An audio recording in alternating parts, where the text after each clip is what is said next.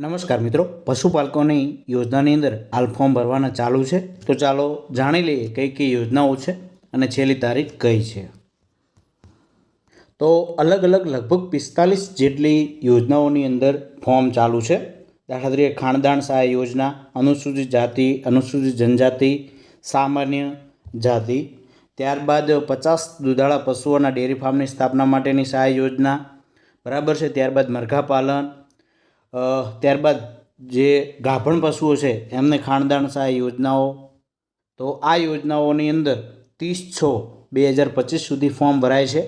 જ્યારે બીજી યોજનાઓ ચાપ કટર પર ખરીદી સહાય યોજના છે. ત્યારબાદ બકરા એકમ માટે સહાય યોજના છે. 1 થી 20 દુધાળા પશુ એકમની સ્થાપના માટે 12% વ્યાજ સહાય યોજના છે. વિધવા બહેનો માટે પશુપાલન સંબંધી સહાયકારી યોજનાઓ છે. પક્ષી એકમની સ્થાપના પર સહાય છે. ત્યારબાદ ઘાસચારા વિતરણ, મિનિકટ વિતરણ સહાય યોજના છે. ઘાસચારા બિયારણ માટેની સહાય યોજના છે. Trailer, tractor, electric motor, power, ચાપ કટર માટેની યોજના છે. એ જ રીતે પાડી વાછરડી ઉછેર માટેની સહાય યોજના છે. દેશી ગાય ખરીદી માટેની સહાય યોજનાઓ છે.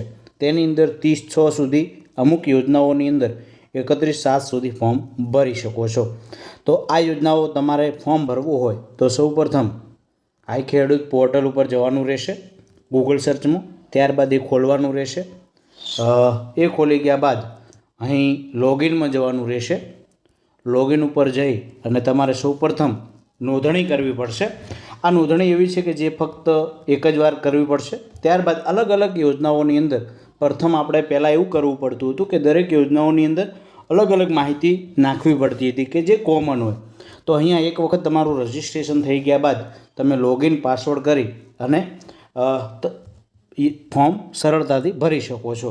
તો એક વખત તમે રજિસ્ટ્રેશન કરી લોગિન કરી અને આગળ વધી શકો છો. તો પશુપાલનની યોજનાઓની અંદર ફોર્મ ચાલુ છે, તો તાત્કાલિક ભરી દો. કોઈપણ પ્રકારનો પ્રશ્ન હોય તો કોમેન્ટ બોક્સમાં જણાવતા રહેજો.